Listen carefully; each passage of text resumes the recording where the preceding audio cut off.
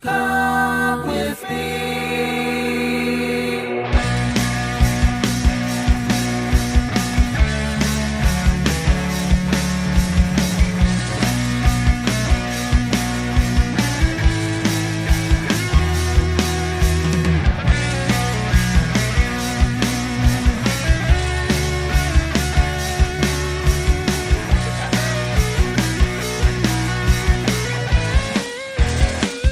Got something to say. Might show about to wait. Think something new deep inside of you. Something on your mind. Something you want to find. Another path, another light. A peace in your sight.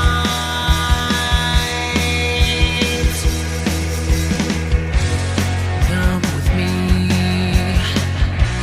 out to sea.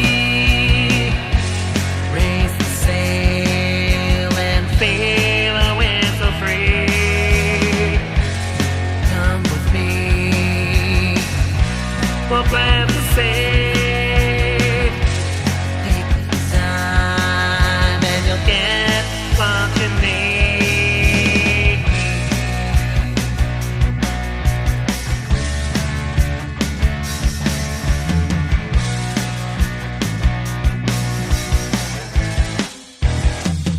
Got a hungry mind. There is lots for us to find. 1,000 steps to take today. The signs point the way. There's a clock in the sky, above, below, by and by. Climb the steps into the night. Many points of light.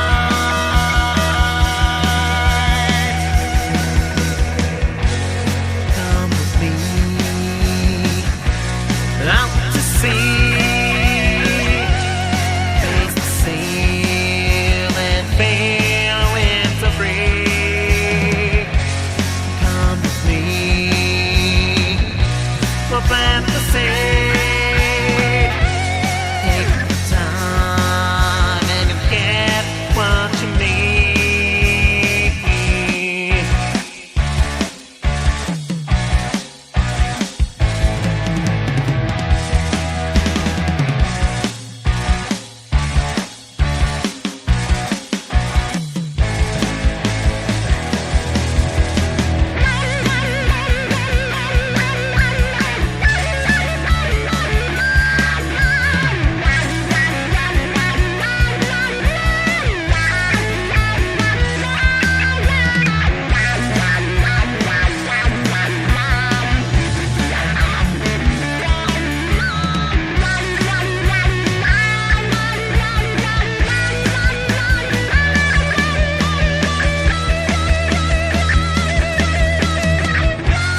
Come with me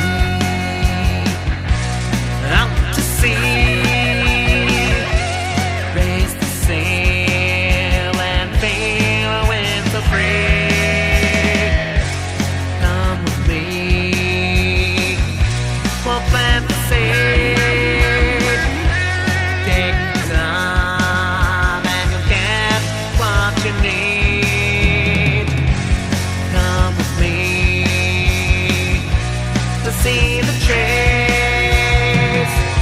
Pick the fruit and taste history. Come with me. It's what can be. An open mind can drink all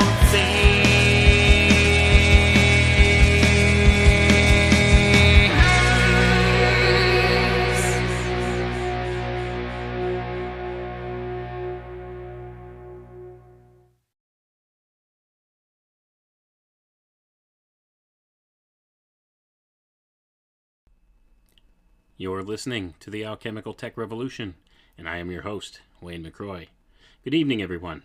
Tonight, we're going to explore what exactly is the Illuminati. And many people have come to see this term, and it's in recent years been one of those things that kind of draws a type of disregard to it these days, because what has happened is they've used this term in a very generic sort of sense to describe many different aspects of things going on in our society today. It's kind of become a catch-all term for, those factions that are in power in our world today. But we're going to explore the beginnings of what this is, the ideas that surround it, and how it came to be a thing, and what it is in reality today, as compared to what it is that people think that it is. So we're going to start, actually, right from the Encyclopedia Britannica, and we're going to read from there to give people a little bit of a background as to what exactly this is, and a little bit of where it comes from, and I will actually extrapolate more on what the Encyclopedia Britannica lays out here, and then later on, we will connect the dots and show what it is today, and, how it's been obfuscated from the public for the longest time. So let's begin here in the Encyclopedia Britannica. Here we go. Illuminati, designation in use from the 15th century, assumed by or applied to various groups of persons who claim to be unusually enlightened. The word is plural of the Latin illuminatus, which means revealed or enlightened. Early Illuminati. According to adherents, the source of the light was viewed as being directly communicated from a higher source or due to a clarified and exalted condition of the human intelligence. To the former class belong the alumbrados, which is a Spanish word for enlightened, of Spain. Spanish historian Marcelino Menendez y Pelayo first finds the name about 1492 in the form of Illuminados 1498, but traces them back to a Gnostic origin and thinks their views were promoted in Spain through influences from Italy. One of the earliest leaders, indeed some scholars style her as a pre-Alumbrado, was Maria de Santo Domingo, who came to be known as La Beata de Piedrahita. She was a laborer's daughter born in Aldenova, south of Salamanca, about 1485. She joined the Dominican order as a teenager and soon achieved renown as a prophet and mystic who could converse directly with Jesus Christ and the Virgin. Ferdinand of Aragon invited her to his court, and he became convinced of the sincerity of her visions. The Dominicans appealed to Pope Julius II for guidance, and a series of trials were convened under the auspices of the Inquisition. Her patrons, which by then included not only Ferdinand, but also Francisco Cardinal Jimenez de Cisneros and the Duke of Alba, ensured that no decision was taken against her, and she was cleared in 1510. Now, we're going to pause there, folks, because there's a lot of information just packed into that first part here. Now, they're talking about the Alumbrados, and we'll get to those in a moment, but you're seeing here the name first appeared in this sense in the year of right around 1492. What else do we know that happened in 1492, folks? You'll see that many of these dates always presage something else going on in our society, or something else that equates to our, accepted historical narrative, many of these things in these same places, okay? Because they're saying this comes from Italy, okay, and into Spain, and they've traced it back to different Gnostic teachings, and this is actually kind of a nebulous type of description here of where this came from, because when they're saying Gnostic origin, well, that could mean anything, and if you're looking at the time of the Gnostics to 1492, that's almost like, that's like a 1500 year discrepancy here. Where did these things come from, you see? So they're leaving a lot of room in here, a lot of wiggle room for where these ideas really came from. And honestly, folks, you could trace them even further back to the ancient mystery schools back in those times. Many of these same ideas have been brought forward to today from there, and they've come through certain lines of succession through many different orders in many different names, starting way back in antiquity and moving forward. And I would say the forerunners of these Alumbrados of the late 1400s were probably in all likelihood the Knights Templar. Okay, so when you keep that in mind, this was one of the orders that many of these illumination teachings went through, were the Knights Templar, and they also connected with other groups in the ancient Middle Eastern countries. Other groups like the Assassins or the Hashashim, who were also some of the carriers of some of these secret teachings going back. So when you see these different groups all through the ancient history, well, not the ancient, like the medieval histories and the histories through the Dark Ages, or what we accept to be the Dark Ages, you see that there were a lot of these different groups that carried forward a lot of these teachings. But most of the stuff that has really come forward today, I would say, was probably carried forward through this group of Alumbrados, and we'll get to how they actually connect to things going on today in a minute.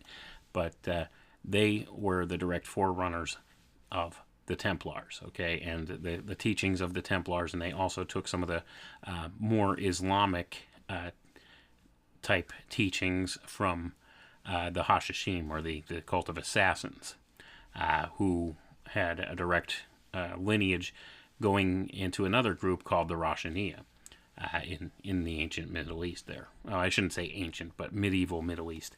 So many of these groups have kind of branched off of one another and have brought forward many of these teachings with their different flares on these different things. But let's continue on where we just left off here, when we were talking about how this woman, her name was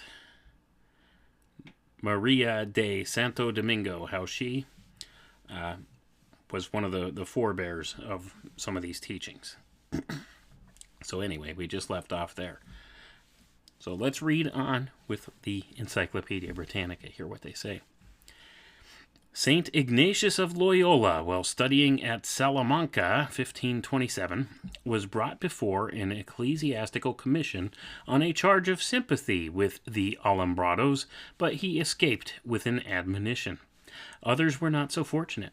In 1529, a congregation of unlettered adherents at Toledo were visited with scourging and imprisonment. Greater rigors followed, and for about a century the Alumbrados afforded many victims to the Inquisition, especially at Cordoba. The movement, under the name of Illuminates, seems to have reached France from Seville in 1623. It attained some prominence in Picardy when joined, 1634, by Pierre Guérin, curé of Saint Georges de Roye, whose followers, known as the Guérinais, were suppressed in 1635. Another body of Illuminates surfaced in the south of France in 1722 and appears to have lingered till 1794, having affinities with those known contemporaneously as French prophets, an offshoot of the Protestant militant Camisards. And I'm going to pause there for a moment, folks, because we started out this little section here in Encyclopedia Britannica by introducing St. Ignatius of Loyola. And St. Ignatius of Loyola was the founder of the Order of the Jesuits, the Society of Jesus. Okay, and before that, he was charged as a sympathizer with the Alumbrados. See, he was taught many of these secret teachings through the auspices of these Alumbrados, and you see there he was taught at Salamanca, where this Maria de Santo Domingo came from, and had brought forward some of these teachings. So the connection's there historically. So St. Ignatius of Loyola, he didn't just come up with some of these ideas for the Jesuit order on his own out of the clear blue sky. All right, he was brought forward this information from others in these different secret society groups. So he carried forward many of these traditions through the Jesuits, and that continues to this day, folks. The Jesuits and the Illuminati in this day and age are synonymous with one another. They are one and the same thing, okay? And it's not to say that all Jesuits are considered Illuminatus or Illuminati, but as I've been trying to teach you folks and tell you folks for a long time now, all of these different secret society groups, they have an inner circle within them. And at the topmost levels of this inner circle within these other secret societies, this would be what you would call the Illuminati, all right? These would be the ones that are a secret society group within a secret society group, okay? And they actually go between all different kinds of secret societies. They all communicate one with the other. And I know that sounds like a stretch for some people, but I assure you it's not. And I could read from you some texts where they meet in different convocations to celebrate different rituals and different types of ceremonial dates and things like that from many of these different groups. But let's continue on and see here what else the Encyclopedia Britannica has to say. Next paragraph here. Of a different class were the Rosicrucians, who claimed to have originated in 1422, but achieved public notice in 1537. Their teachings combined something of Egyptian Hermeticism, Christian Gnosticism, Jewish Kabbalah, alchemy, and a variety of other occult beliefs and practices. The earliest extant writing which mentions the Rosicrucian order was the Fama Fraternitas, first published in 1614, but probably circulated in manuscript form somewhere earlier than this. It recounts the journey of the reputed founder of the movement, Christian Rosenkreutz, to Damascus, Damcar, a legendary hidden city in Arabia, Egypt, and Fez, where he was well received and came into possession of much secret wisdom.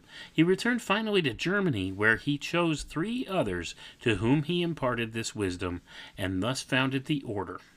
Later, the number was increased to 8, who separated, each going to a separate country.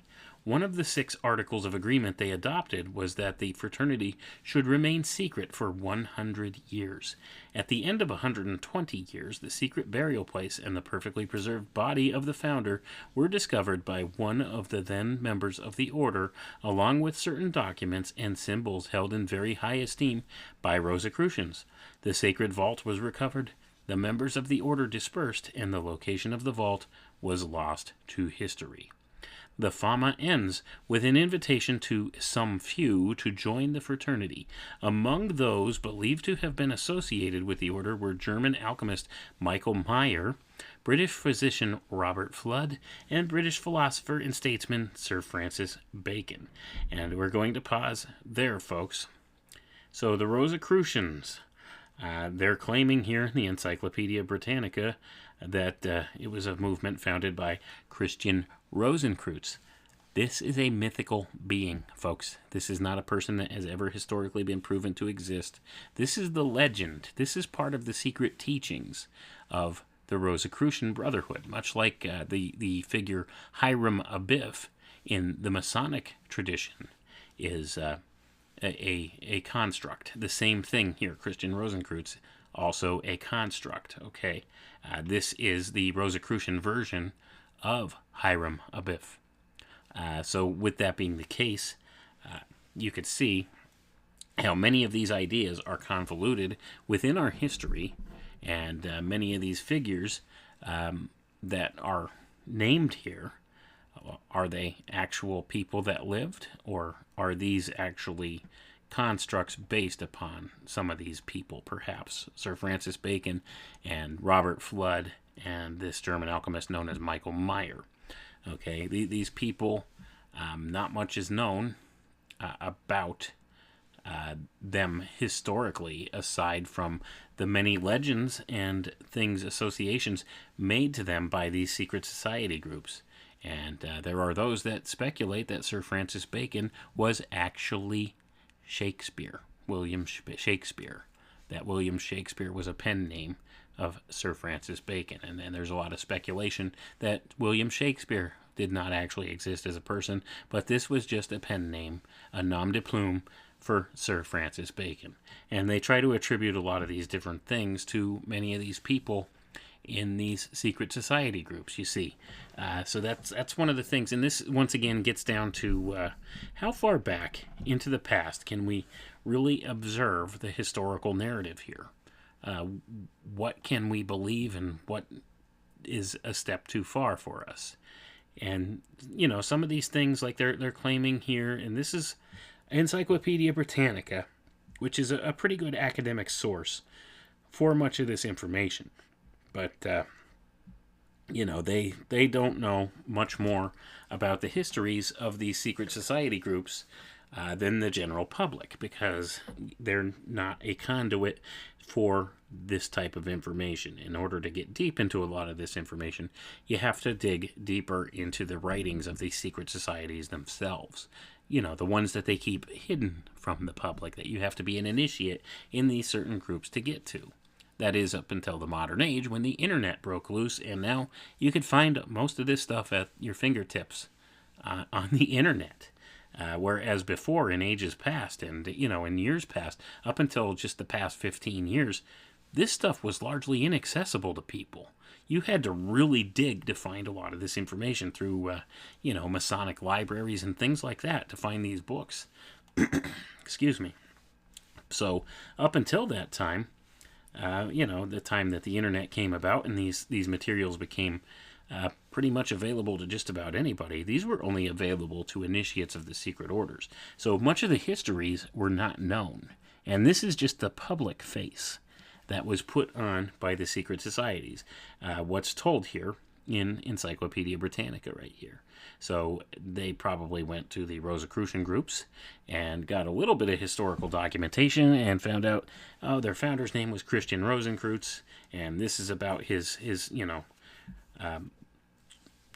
journey to Damascus, and, you know, this is how the whole thing came about, and it's a combination of these different things, these different Egyptian Hermeticism and Christian Gnosticism and things like that.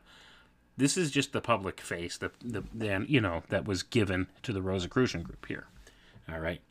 But all these secret teachings, they permeate all these different secret societies. And I find it interesting that they're listed under the heading here in Britannica of Illuminati. So you see how it touches onto these things. But I also find the fact that they left out the connection to the Jesuits, I find that kind of revealing too, within the Encyclopedia Britannica here. But we'll get to that. They didn't connect the dots there earlier on, but the next section here, this is the commonly known and accepted idea of the Illuminati that we're getting to next. And we'll go ahead and read through here next. So back to Britannica.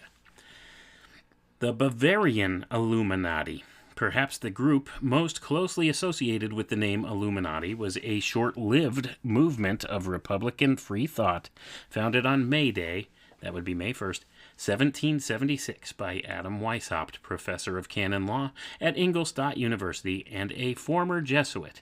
The members of this secret society called themselves Perfectibilists. Their founder's aim was to replace Christianity with a religion of reason, as later did the revolutionaries of France and the 19th century positivist philosopher Auguste Comte. The order was organized along Jesuit lines and kept internal discipline and a system of mutual surveillance based on that model. Its members pledged obedience to their superiors and were divided into three main classes. The first included novices, Minervals, and lesser Illuminati. The second consisted of Freemasons, ordinary, Scottish, and Scottish Knights, and the third, or mystery class, comprised two grades of priest and regent, as well as magus and king. Beginning with a narrow circle of disciples carefully selected from among his own students, Weishaupt gradually extended his recruitment efforts from Ingolstadt to Eichstätt, Freising, Munich, and elsewhere, with special attention being given to the enlistment of young men of wealth, rank, and social importance. From 1778 onward, Weishaupt's Illuminati began to make contact with various Masonic lodges, where, under the impulses of Adolf Franz Frederick Freiherr von Koenig, one of their chief converts, they often managed to gain a commanding position. It was to Koenig that the society was indebted for the extremely elaborate constitution, never, however, actually realized, it says in parentheses, as well as its internal communication system. Each member of the order had given him a special name, generally classical, by which he alone was addressed in official writing. Weishaupt was referred to as Spartacus, while Koenig was Philo. All internal correspondence was conducted in cipher, and to increase the mystification, towns and provinces were invested with new and altogether arbitrary designations. At its period of greatest development, Weishaupt's Bavarian Illuminati included in its operations a very wide area, extending from Italy to Denmark and from Warsaw to Paris. At no time, however, do its numbers appear to have exceeded 2,000. The order and its doctrines appealed to literary giants such as Johann Wolfgang von Goethe and Johann Gottfried von Herder, as well as the Dukes Ernest II of Gotha and Charles Augustus of Saxe-Weimar-Eisenach. Such notables were claimed as members, although it is questionable if they were actually so. Weishaupt's Illuminati were believed to have included astronomer Johann Bode, writer and bookseller Friedrich Nicolai, philosopher Friedrich Jacobi, and poet Friedrich Leopold, Graf zu Stolberg. Secret societies of this kind fitted in with the idea of benevolent... Sorry, I can't speak. Secret societies of this kind fitted in with the idea of benevolent despotism as a vehicle for the Enlightenment, as Goethe shows in Wilhelm Meister's Apprenticeship. The movement suffered from internal dissension and was ultimately banned by an edict of the Bavarian government in 1785. Some members were imprisoned while others were driven from their homes. Weishaupt was stripped of his chair at Ingolstadt and banished from Bavaria. After 1785, the historical record contains no further activities of Weishaupt's Illuminati, but the order figured prominently in conspiracy theories for centuries after its disbanding. It was credited with activities ranging from instigation, not investigation, from the instigation of the French Revolution to the assassination of U.S. President John F. Kennedy, and the notion of an all-knowing cabal of ancient masters remained a powerful image in the popular consciousness into the 21st century. So, gonna pause there, folks. So they're telling you the story of the Bavarian Illuminati here, and they're giving you a couple important key details here and some of the original members. But what they're not telling you is they say Weishaupt was a former Jesuit, but in my view, I think he was just carrying out the Jesuit orders, and this was a subgroup that got a little too ambitious and tried to steal the reins of power from others within the larger group, and as such, they came to be disbanded and expelled from Bavaria, or so the story goes here. But we'll get a little bit more into that. So let's see what it says here, because we're almost finished with the Britannica. The Britannica story here that they give of who the Illuminati is. So let's finish up this last paragraph that they have here, and then we'll go ahead and add some more detail into what Britannica is telling us that they left out of the story. Later Illuminati. Now this is back to Britannica. Later Illuminati. After the suppression of Weishaupt's order, the title Illuminati was given to the French Martinists, founded in 1754 by Martinez Pasquales and propagated by Louis Claude de Saint-Martin. By 1790, Martinism had been spread to Russia by Johann Georg Schwartz and Nikolai Novikov. Both strains of illuminated Martinism included elements of Kabbalism and Christian mysticism, imbibing ideas from Jacob Boehme and Emanuel Swedenborg. And that's the end of the entry here for the Illuminati in Britannica.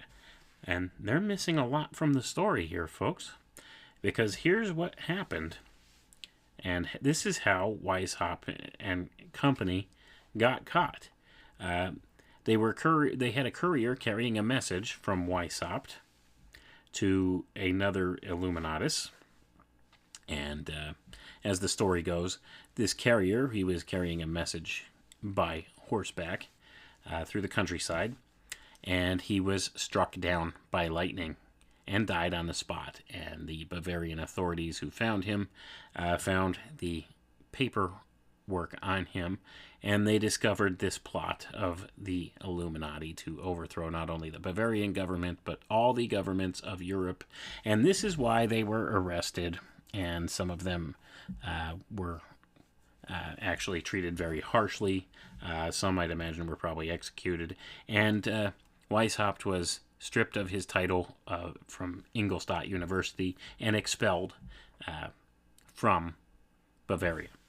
So, that being the case, that is the end of the historical record of the Illuminati. That is until 1798, folks, when a certain gentleman wrote a book revealing that he had found infiltration into some of the Masonic societies, the Freemasonry groups within Europe and also within North America of Illuminati. See, the secret society had infiltrated within, and there was an inner circle within that this gentleman had found, and his name was John Robison. And he wrote a book about the Illuminati conspiracy. And this was in 1798. This was many years after the disbanding of the Illuminati, the Bavarian Illuminati. So he found evidence that they still existed in secret within the inner circles of some of these Freemasonic groups, among others. And he wrote this book and, sent it to some very notable people. So that's part of the story that's missing. Okay?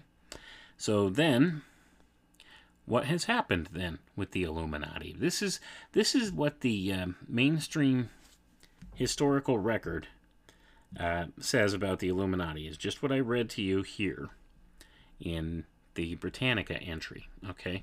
So that being the case, they say that the Illuminati has been disbanded since 1785 and has disappeared off the face of the earth. That there's no other entries for them, but some people associate other groups with them. Then that's not necessarily the truth. And they make these distinctions and they make these connections here in Britannica to some of these other groups of the illumined class, or the different secret society groups. Well, here's the thing, folks. Okay, if the Illuminati doesn't exist, then how is it that I've been reading on air here things that mention the Illuminati by name in the modern era? I've seen the book covers that say Temple of the Illuminati right on them. In fact, if you're watching my slideshow going across the screen, I'm sure you've seen the cover of that book. It says Temple of the Illuminati. There it is. So, that being the case, how are they getting away with telling us that this secret society has disappeared and it's no longer in operation? When if you actually go into especially the Rosicrucian teachings, you see that it's actually a subgroup of the Rosicrucians. Or it's accepted to be a subgroup of sorts of the Rosicrucians, part of the inner circle within these many different ideas. So, that being the case, it makes you wonder, doesn't it? Why would they not acknowledge this in the modern era. So that being the case, we could see that they've gone to some different pains to cover up the existence of this group, or to just outright deny that it exists. And it's gotten to the point where it's actually become, like I had alluded to earlier, a catch-all type phrase.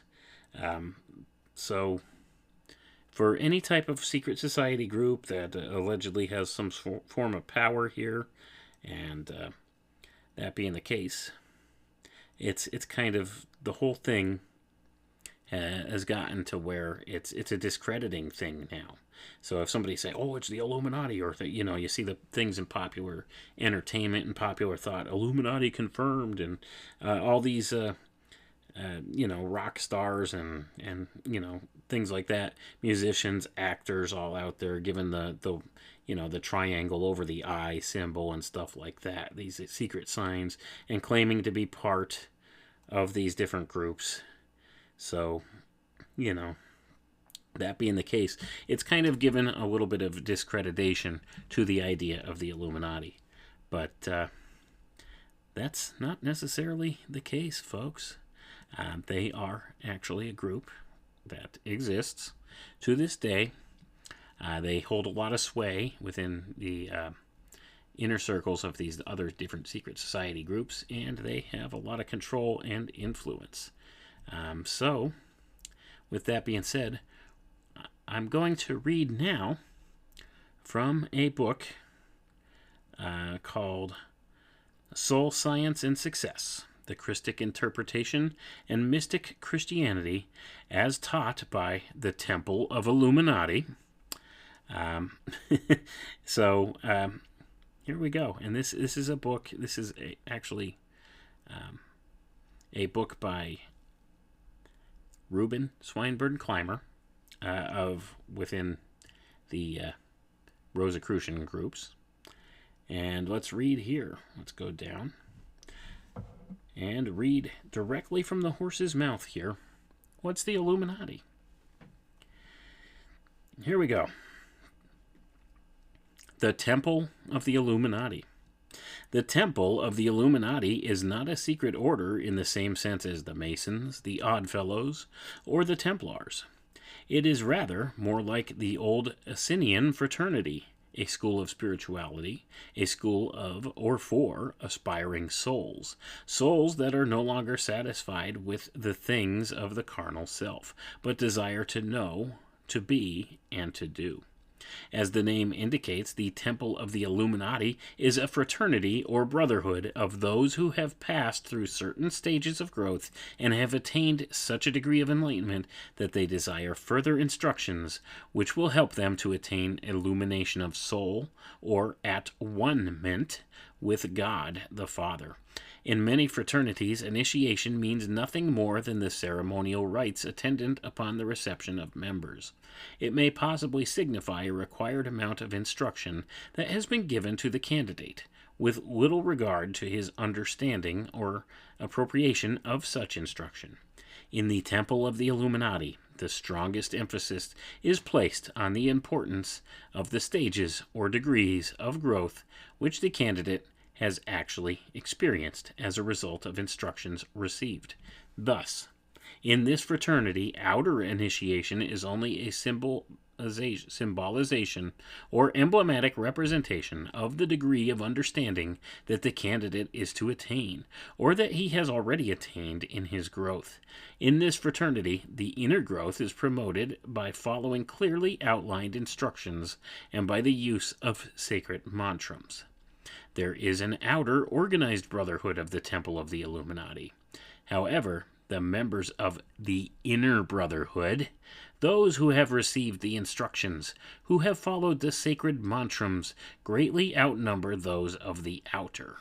In other words, many are eligible to membership who have not been privileged to be present at a convocation and to receive the conferring of degrees. They are eligible to membership in that they have received the prescribed instructions concerning soul illumination and have given satisfactory evidence of sincerity and devotion to trying to live a life that harmonizes with these instructions, but for some reason they have been unable to be present at one of the convocations. Insofar as possible for them to do so, all worthy seekers are encouraged to become affiliated with a temple organization. Such fellowship, as a fraternity affords, does much to strengthen one in one's purpose, to stimulate one to one's best endeavors, and to quicken one's ambition in all good works, while the ceremonial features of initiation, when understood in their symbolic significance, constitute a most impressive and sublime ritual. However, to the isolated members of the Temple of the Illuminati, who are not privileged to enjoy such fellowship and to be the recipients of such impressive rites, let this message be made plain. True initiation is a process of growth. It is a refining process. It is a purifying process, by means of which the soul becomes more Christ-like in all its qualities. Therefore, that which is vital and fundamental in initiation one may experience in his own consciousness, no matter how isolated his life may be. Furthermore, no matter how many degrees one may have received through the outer ritual, unless one has attained correct understanding of truth and has experienced the proper purification of heart and the consequent proportionate degree of illumination of soul, one has not passed through the true initiation. The systems of instruction given under the auspices of the Temple of the Illuminati receive the general names Soul Science and Success, or Soul Science and Immortality. Each name emphasizes one particular feature of the purpose attained through its study and its practice. The instructions in general have for their aim the harmonious development of the complete man, body, mind, and soul. This is brought about through proper understanding of the divine laws and through the use of the sacred mantras. The special object of these teachings is to fit all aspirants through knowledge wisely used, not only to be masters of their own lives and conditions, but to help their weaker brothers in the one family of God, whose home is the universe. Purity of motive, thought, and life, holy use of holy gifts, justice and fairness in all dealings, sympathy and brotherly love, in short, truth practiced. There are a few of the stones gathered for the foundation of the temple. The faithful aspirant, giving himself with pure motives and determined purpose to the pursuit and practice of the methods and teachings set forth, will, of a surety, unfold the inherent powers of the soul, such as gifts of healing, intuition, discernment, and spiritual understanding. No distinction of sex is recognized. Man and woman possessing a sincere heart and a willing mind and upright character alike are eligible to membership. In the fullness of time, retreats will be established where the sick and sorrow-tossed may go for healing, rest, and instructions. In the cities, circles will be formed for all manner of practical work. The ministry of healing will be offered whenever possible under the guidance of regular physicians who have also received training in soul science and soul culture. Especially is it desired that tender sympathy and ministry shall be given to all the so-called outcast, or fallen man or woman, and that every member of the temple shall consider himself a good Samaritan, ready to do, to dare, and to suffer, if need be, in order to save his weaker brother. The work and the principles of the Temple of the Illuminati are such as to ensure opportunity for mystic connection through membership in the order with the most advanced and spiritual minds of past ages and of the present age. Also, through their teachings, exoteric and esoteric, one receives such instructions as will develop the highest powers of the soul, and at the same time open the field for consecrated and useful service and activity. It should be emphasized that the mission of the temple is to teach those that come into touch with it. Teachers connected with the temple may be equal to those who would be called masters or mahatmas by occult fraternities, but the temple of the Illuminati does not put them forth as such. They are ranked only in the role of teachers or instructors. The teachings must necessarily be general, intended to enlighten, as well as to arouse the conscience, in order that the aspirant may become self-reliant in his choices and in his decisions. The purpose is to give such clear exposition of the divine law that the student may learn to determine beforehand the reactionary effects of thought and deed, and thus be led to choose the right. It is intended that the fundamental laws of the Christ shall be taught, and how to live in harmony with them. The goal in mind for the students is to become masters themselves, of themselves, rather than to come under the control of a master. All powers, all mastership, all divinity comes from within, from the soul, from the center of the being. The teacher can only direct the student to the path that leads to illumination of soul, but the student must travel the path and must do the work for himself. However, by persistent effort, the student may become even as the teacher and possibly even greater. Not slavery does the temple teach, but freedom from slavery, mastership over conditions, not bondage under conditions. Obedience to the spirit of the teachings is necessary, for no one can learn the deeper truth except through obedience to the truth he already has. Knowledge of deific things is the result of growth of soul, and growth of soul is the result of faithful obedience to the divine law in its various aspects in all departments of life. And I'm going to pause there, folks. That's a lot of reading I just did from this. But there are so many hidden underlying things here that are kind of conspicuous on the surface reading here. Like right now, how many times did we just hear the word obedience in those last couple sentences? See? And they're talking about divine law and soul growth, deific things, mastership. You see, and they talk about exoteric and esoteric, and that this text is not excluded from that, because there are esoteric things right in the very general statements that they're giving here. So that being the case, when you read between the lines, understand that it's about obedience, okay? And they call it obedience to the divine law. Well, how would you know the divine law? Well, it comes from within, right? Well, that's what they claim. But they have teachers, and these wise teachers and aspirants and things like that, who will show you what's divine law and try to teach you the ways of divine law so you could identify it for yourself. And as long as you obey those teachers, those wizened ones, then you will advance and see you'll have all these soul powers, the abilities to heal, and all. You hear all the things, and immortality, all these promises given in here. But let's continue on. I don't want to get too hung up on different ideas like that. Continuing on. To the seeker who has made up his mind to live the true life, the thing that looks like an impossible barrier to sonship and illumination is the memory of the past. For the memory of his past, life comes before him again and again to discourage him. Concerning this, it is fitting to quote from a poet unknown in name, quote, "All the past things are past and over. The tasks are done, and the tears are shed. Yesterday's errors let yesterday cover. Yesterday's wounds, which smart and bled, are healed with the healing that night has shed." End quote. To let the dead bury their dead, and to follow the Christ, is the hardest lesson the student has to learn. Gonna pause there, folks.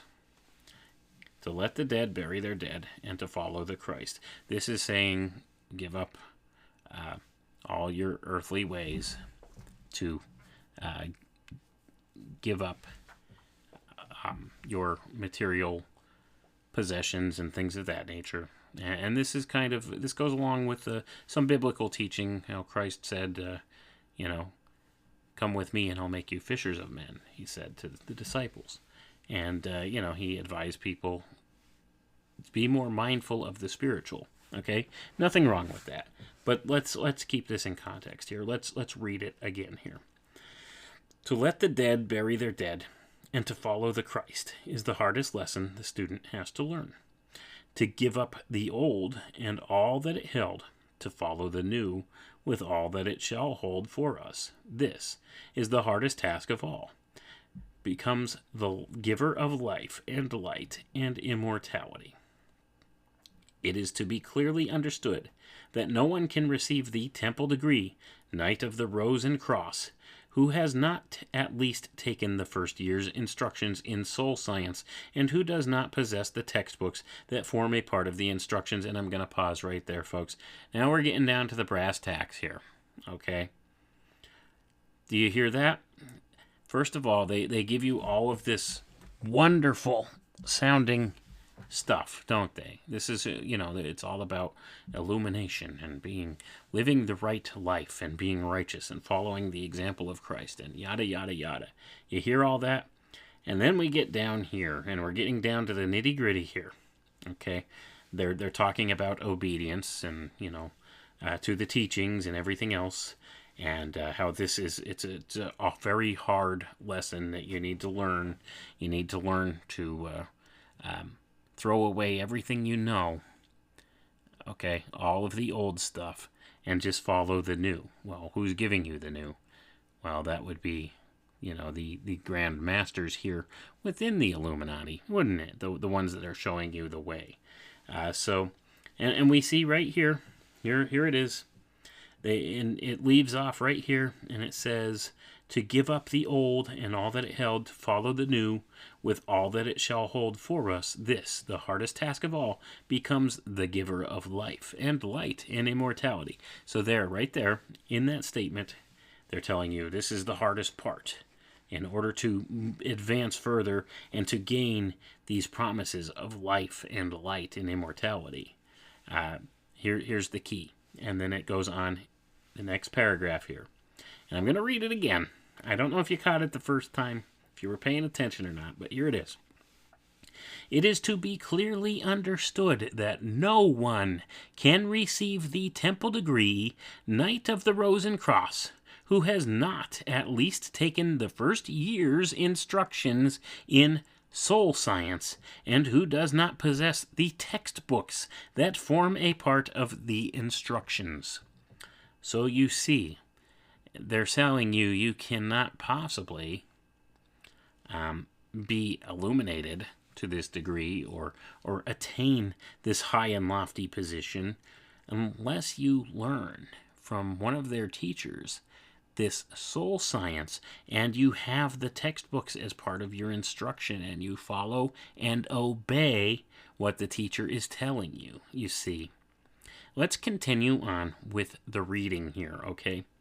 This is the next part. This is right after we read that. I'm going to repeat that section again, that last paragraph, just to give you an indication as to where the rubber meets the road with a lot of this. It is to be clearly understood that no one can receive the temple degree, Knight of the Rose and Cross, who has not at least taken the first year's instructions in soul science, and who does not possess the textbooks that form a part of the instructions. Continuing on. A chain can be only as strong as its weakest link, and an order can be of greatest service only when its members understand the laws of which each member is to make use in his service to humankind. If there is but one member who is ignorant of these laws, the whole fraternity will be judged by the ignorance of that member, and its services will be appreciated accordingly. And that's the end of that section of this book, folks, describing exactly what is the Illuminati in the modern age. And you see, it's more obfuscation and more disingenuousness of the same thing. They're telling you it's all about service to humankind and all this lofty, good stuff here, you see.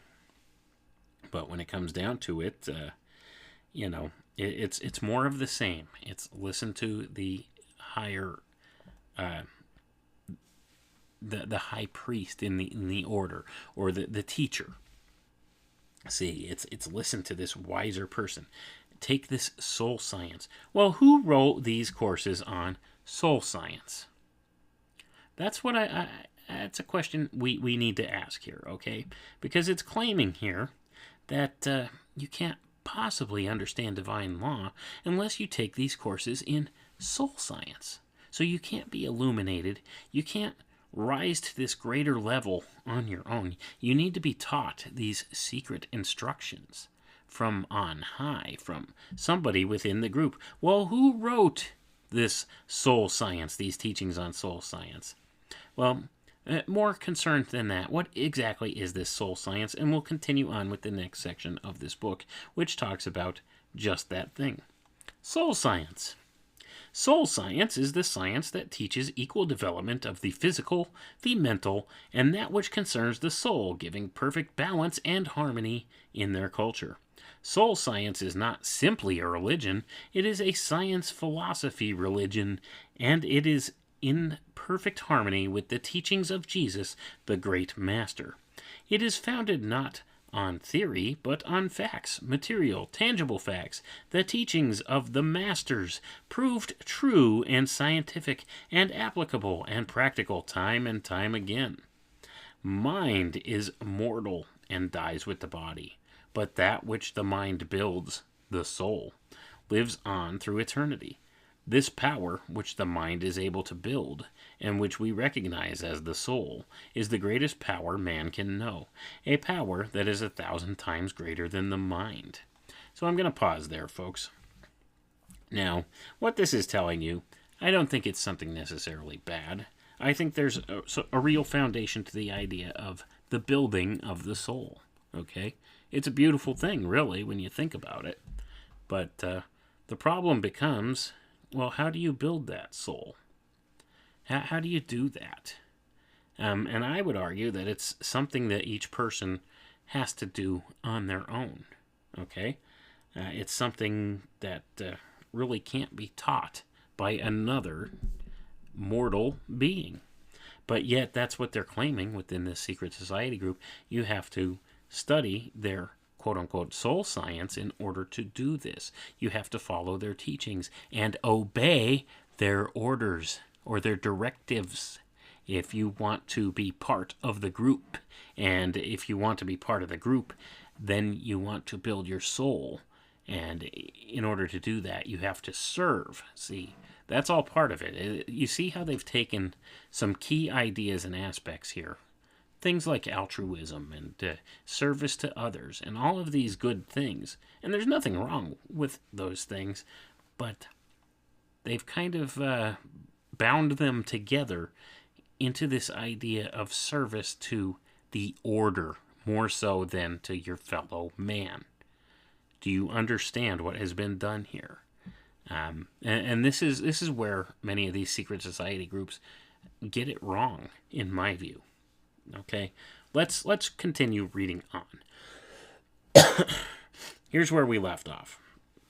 It says that we recognize as the soul, it is the greatest power man can know, a power that is 1,000 times greater than the mind. And that's where we left off.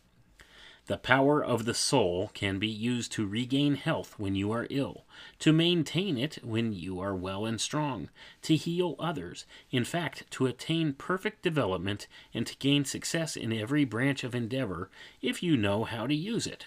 Soul science teaches how to use it. It teaches even how the poverty-stricken man can rise above his conditions and become a success in the business world and a credit to himself and to his God. It teaches the unhappy how to become happy. And I'm going to pause right there, folks. Do you hear the promises they're giving you here? They're saying soul science teaches you how to use it, how to do this, how to attain. I would argue, well, once again, who wrote this book on soul science in this group, okay? And why are they the absolute arbiter of this idea? And doesn't it kind of sound like pie in the sky kind of stuff here? You know, you could, even the poverty-stricken man can rise above and become a success in the business world. That's not the world we live in, folks, is it? I mean, come on. There are people who, you know, who can work through disadvantage, but it's not through the teachings of soul science from this particular secret society group. Once again, is it something that can be taught? Well, to a certain degree, you can learn certain information and certain things and improve yourself, yes. But this is giving you this air of invincibility here, that these people in this secret society group, in this quote-unquote the order, okay, that they seek to, they claim that you can attain this perfect development to the point where you could be successful at everything, and you can heal others and maintain your own health through use of these soul sciences, okay? But let's continue on with what else they say here, because this is interesting stuff. And I mean, don't get me wrong. Like, a lot of this stuff that they teach, there are some fundamental truths behind it. But they always put their little twist on things, don't they? And a lot of it seems disingenuous at times. And a lot of it seems to be very egocentric at times with them. And they really firmly believe that they are better, so to say. and that shines through in some of the things that they teach and talk about in these books. Anyway, next section here says the name. As the name, soul science, indicates, the teaching is primarily the science of soul illumination, or the science of the soul.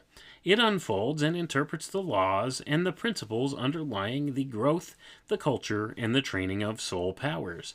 Every science implies its corresponding art. These instructions, when applied, become the finest of fine arts, the art of the interpretation of truth, the art of the application of truth to human needs, the art of cultivating and encouraging the most delicate graces of heart, the most subtle uses of thought power, the most refined touches and imaginings of consciousness, the art of righteous judgment, the art of putting a kind interpretation on the deeds of others, in short, the art of the Christ life. They become an art that constantly lures one to perfection, a perfection, however, that as constantly evades and escapes one's grasp, yet with every escape it lures the more enticingly. The science and the art of illumination must go hand in hand, the one giving a clear understanding of the laws of truth, the other making practical application of these laws to the needs of life. I'm going to pause right there again, folks. Did you listen to all that mumbo-jumbo right there?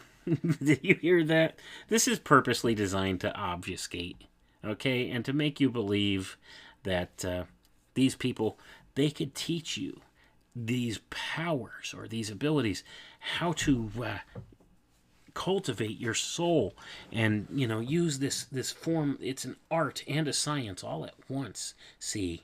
And you could attain this perfection, but the perfection constantly evades you. But it's just out of your grasp, but you will strive for it, and you'll achieve it anyway. Well, you don't achieve it. See, it's all, like I said, it's all obfuscation, okay? It's all fancy talk to try to entice people to sign up for their system and to obey what they're telling them. And here's the thing. I've read a lot of their books now, and I've looked at some of these things that they call soul science, and these books that they claim are these different soul sciences, and, you know, all of this stuff and instruction and everything like that. But you know what? All of it is nonsense like this, like I just read. It's not telling you anything substantial here. It's not telling you, how do you do this? Here's the science behind it. This is how it works. It doesn't ever tell you any of that. It always gives you some kind of a just a little bit of bait. It's like dangling the carrot before you, just to try to keep you marching down the path. Like they're always keeping something from you. And see, that's the thing. There's always just one more step down the path, and maybe you'll find out a little bit of something about it for real and understand something. And they just keep egging you on that way. And you know what that is, folks? That's the control mechanism. That's how they get you to obey what they're saying and follow their directions and do the things that they want you to do, and and operate in this world in a way that benefits the people at the topmost levels of the power structure here. But anyway, let's read on, just so you could see a little bit more about this. Here's the next part here. It says, Soul Science and Success. The title Soul Science and Success emphasizes the principle that culture of soul leads to success. Okay, gonna pause there. See, so basically they're telling you nothing other than the title that they just said here, Soul Science and Success. So, and this is what I mean about these teachings. The title, Soul Science and Success, emphasizes the principle that culture of soul leads to success. Okay, let's move on. Let's see what it says here next. It is based on the conviction that success is secured through the intelligent direction of well-trained thought powers. True success is a practical application of the law. Seek ye first the kingdom of God and his righteousness, and all these things will be added unto you. In this, it is to be understood that the kingdom of God means the establishment of love, truth, and justice in the thought kingdom of man's consciousness. In proportion as these divine qualities have become the actuating principle of a man's thought life, in that proportion has he reached the vibrations of true success. Acceptable, worthy service attracts its corresponding reward. The inculcation in a person's nature of the qualities of love, truth, and justice, and the intelligent direction of well-trained thought powers will increase his efficiency in whatever profession he may serve. Thus, through the study and the practice of soul science principles, an ever-increasing success is assured him. Excuse me. So you hear that, folks? All right. So, here's the thing. If you do what they teach you and what they tell you, you'll be successful. See, it's all about your thought life. It's all about putting forth these vibrations of true success. So if you follow these soul science principles, you'll have success. See, they didn't tell you anything new there, did they? Let's go to the next section. Soul Science and Immortality. The designation Soul Science and Immortality is also given to this system of instructions. The significance of this name is due to the fact that soul is the only immortal part of man's nature, and that illumination of soul leads to conscious immortality. At the transition period known as death, the body returns to the great storehouse of elements whence it came. The spirit, or life principle, returns to the universal storehouse of spirit, or universal life, whence it came. The mind does not continue as an individual entity, whereas the soul is that part of man's being that continues to exist. Its existence may be of various stages, as it may exist in a chaotic state, little more than a crude mingling of good and evil, or it may be in the primitive stages of a nucleus, in which the good is beginning to take more or less definite shape and to act as a transmitting influence over the evil, or it may have reached an advanced stage of purification such that it is a well-formed center of light, pure and radiant. Thus, the light that lighteth all the world has become individualized and self-existent. When the soul has become a nucleus of light, it has become an immortal entity. This is the true illumination. This is immortality of soul. From this, it is seen that immortality of soul is not something thrust upon mankind, whether he will or no, that it is not an inevitable fate which man is destined to meet, regardless of his own choice, but rather is it true that immortality of soul is something to be attained, something in the attainment of which man may have conscious part and free choice. The stage of development, known as immortality of soul, is a goal aimed at in the soul science instructions. Okay, gonna pause there again, folks. Sounds nice. Sounds like a nice idea, doesn't it? Once again, the idea is you build your soul, and through the building of your soul, you become immortal. And this ties back to ancient Greek philosophy and stuff like that once again. So this is nothing new being shown here through the secret society group. It's just they're trying to steer your opinion of how you can achieve this form of immortality. See, it's an individual journey for each of us. And that's why we're here, okay? Life, this place we live in here, this experience we're having, it's to build our soul. And we all do this. You don't need secret instruction or special knowledge from a secret society group to do this. We do it inherently. That's the thing. Now, they're trying to... See, this is what gets me, all right? Because this is something we all experience and go through, and it's something that's inherent in our nature. It's something that our Creator imbued us with from the get-go, and it's why we're here. That's why we say that this place is a school in a sort of way. We're learning. We go through this cycle of hardship and necessity here because we need to build the soul to become immortal. And this is all part and parcel of what goes on here with everybody.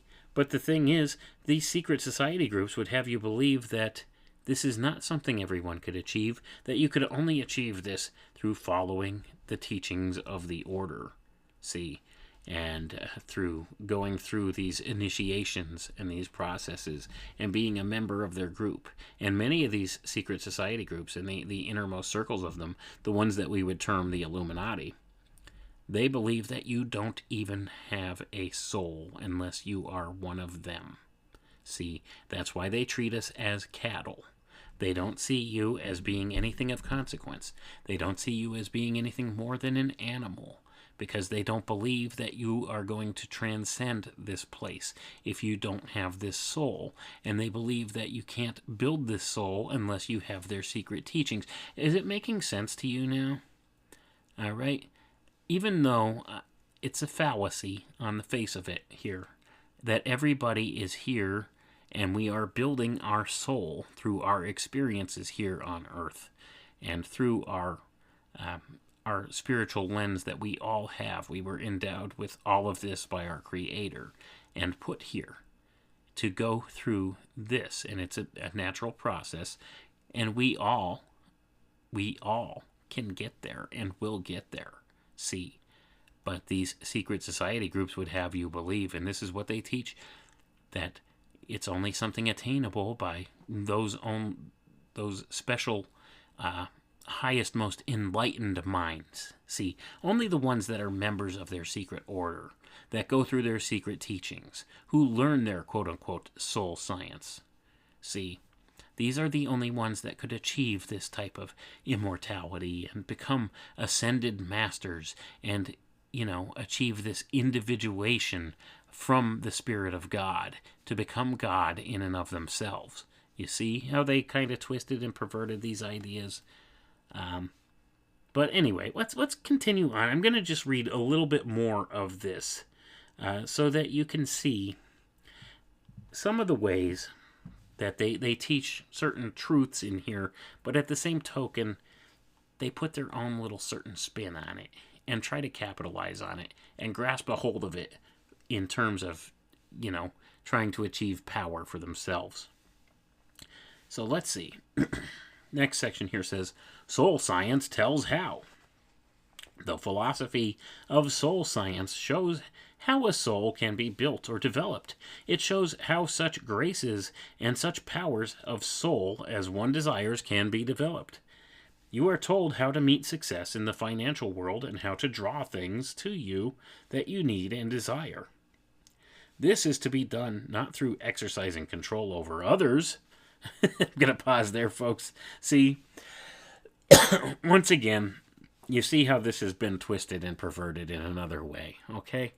And I don't think that Dr. Clymer had any ill will towards anybody here, but he was deluded in some of his thinking. In that, he was a highly adept member of these secret society groups, and he thought himself intellectually superior to others, and he thought himself to be an arbiter of those things that are good, and maybe he had some good intentions and stuff like that, but he was deluded to the point where he didn't understand how condescending and stuff he sounded here, and how he contradicted himself, and how many of these people contradict themselves in their actions with the things that they say. But let's get back to it. Back to the reading. This is to be done not through exercising control over others, but by increasing one's own efficiency in rendering service to others. No point needs more clear and explicit emphasis than the fact that soul science does not countenance any phase of hypnotic control or mastery over others in order to bring benefit to oneself.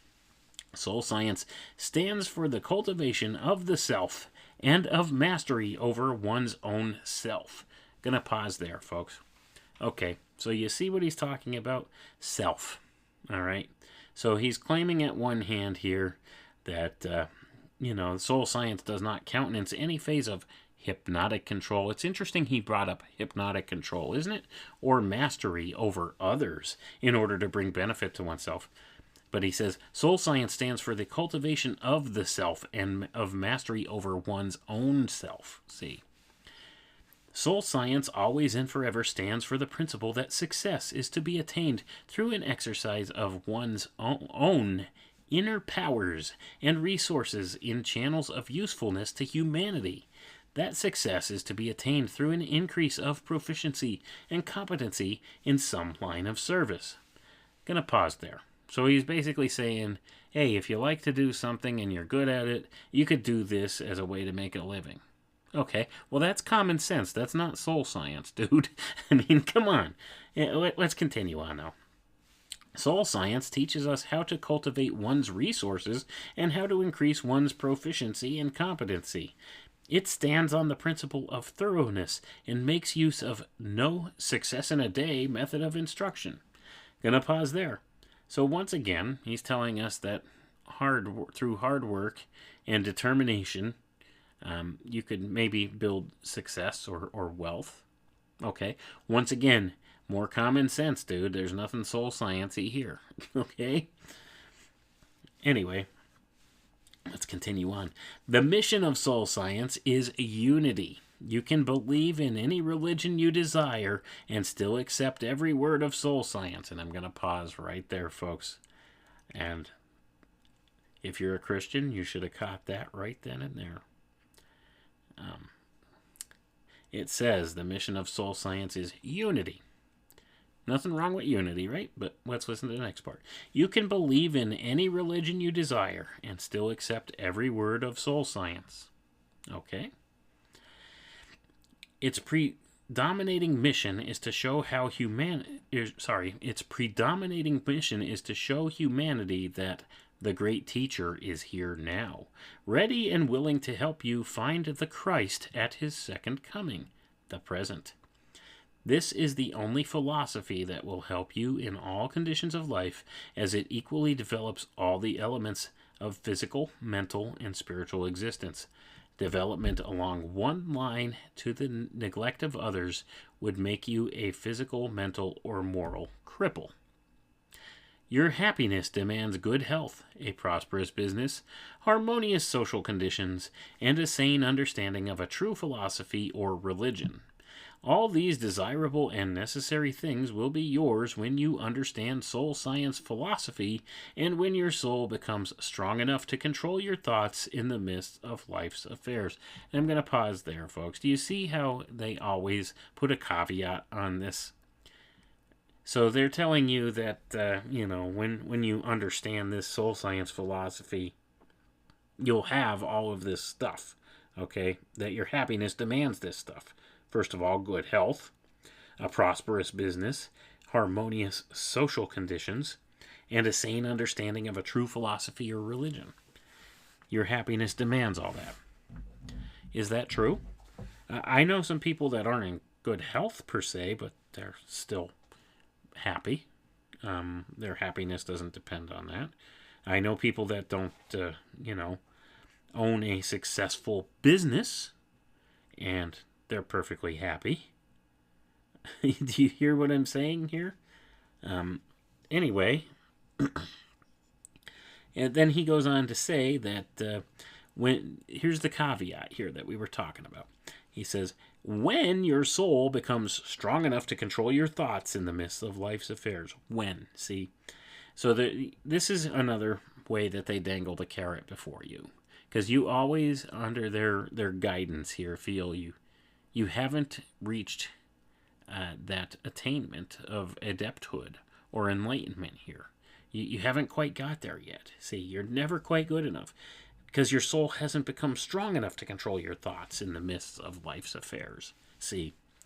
But when it gets there, that's when you'll achieve all of this stuff and you'll have your true happiness. See? Let's continue on. The great law is that the desire within us to do a certain thing or to accomplish a noble and worthy purpose in life is proof that we have the capacity to do that very thing. We may not be able to do them at this very minute. We doubtless need to cultivate and to develop the powers and the energies with which to accomplish. But in time, through persistent and faithful effort, it is ours to accomplish, to achieve, to attain, to dare, to do. It is our sacred duty to realize our highest ideals and to recognize and develop to the utmost the powers, forces, and energies latent within us.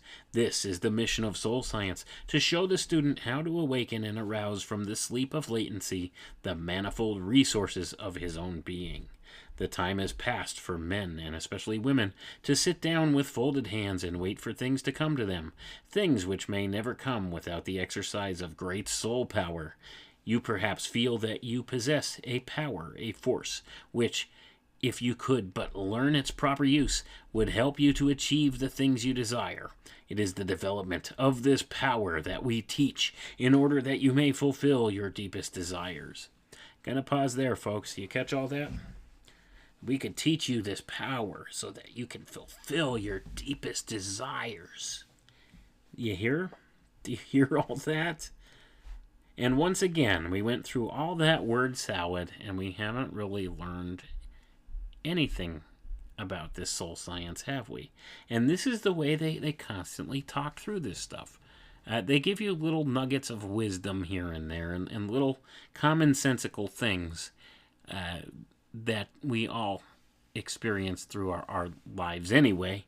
And they twist it in, this is an aspect of the soul science. And once, you achieve this higher enlightenment and you understand better, then you'll have all this success and you'll have all your deepest desires fulfilled and you'll be happy.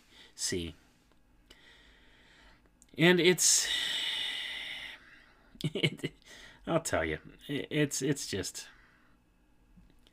It's crazy that they go ahead and they use all these different things. They know very well how the human psyche works, and they know how to manipulate. Okay, let's put it that way.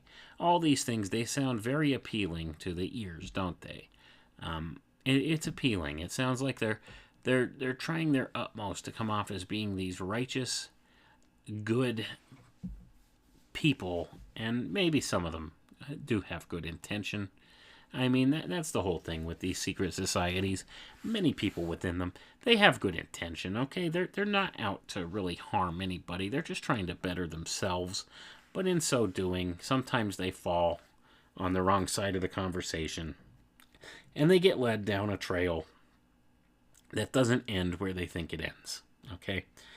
And that's what a lot of this stuff is. Especially they're talking here about this whole soul science philosophy and things of that nature. And the bottom line is they keep talking in circles. Okay, that I've read numerous of their books now about these different things, and you really don't learn anything from them other than a couple maybe useful kinds of wise nuggets, I guess you could say. You do learn some some things of value. Let's put it that way. They do put some things of value in their writings, okay? But largely they keep talking in circles and try to keep it very mysterious and keep it so that it's just out of your grasp. So here's the conclusion I've come through reading a lot of this stuff, okay? They dangle this carrot in front of you. They keep telling you, yeah, you follow the order, you do the things we say, and you rise through these ranks, you take these initiations, and you'll become wiser. See, you'll become smarter. You'll learn more of this secret information. You'll learn more of these secret teachings. You'll have a greater understanding of the world around you. And then you'll be able to achieve these different successes and these different things and do all of this stuff that you want to accomplish. But you have to follow our teachings, see, because the rest of the world, the public, they don't know this stuff. These are secret. This is the secret knowledge handed down through generations. See, these are the secrets of the ages. Our secret order is here to protect them, to keep them from those who aren't worthy. Only the worthy can wield this power, see? And that's kind of what they're coming to. Think back to the Star Wars movies, okay? The Emperor, he tells the story of Darth Plagueis the Wise. See, this is the same kind of idea here. And if you're familiar with those movies, those prequel movies especially, he tells Anakin Skywalker that he could have this power to raise the dead or to prevent people from dying even. That's the same kind of thing these people teach, okay? And you know what? When you watch the movie, you later find out it's a lie. See, this power was never something that he would be able to wield because it's a lie, and it's used to control and manipulate. It's the same thing. I can't give you a better allegory than that of what these secret society groups teach and what they do with this. It's a manipulation. It's a lie, okay? And they do throw some true things out there into the mix, okay? And that's how they keep people in this trap. Because, how do you bait a trap? Well, you put something good in there, don't you? So that's the same kind of idea, okay? But I don't think I could make it any more clear than that analogy of the Star Wars movie there. I think it was Revenge of the Sith. That's the one, I think. Yeah, that sounds about right. So if you watch that movie with a new set of eyes, you'll see how it is that many of these secret society groups, how they operate. See, the whole rise of the idea of the Sith within Star Wars was based upon how they really do things. Once again, it's a type of revelation of the method put out there in the entertainment for people, so you could see and understand how they do these things. The Emperor lured Anakin Skywalker to the dark side with this, through the secret initiation of the Sith, and by telling him that he could have this power. Do you understand what they do? They dangle that carrot before people, even though it's a lie, and they lead them steps down further and further and further. And, you have to obey the orders and do the things that, the master, your teacher tells you to do if you want to achieve these higher things and learn these ways. But at the end of the day, you never learn it because it's not really something that's there. You're just following orders, see? And that's one of the ways that they get you here.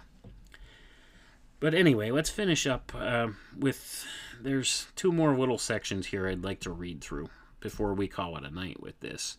And, then we'll end with the idea of what it is we're talking about here. This next section says, the power of thought.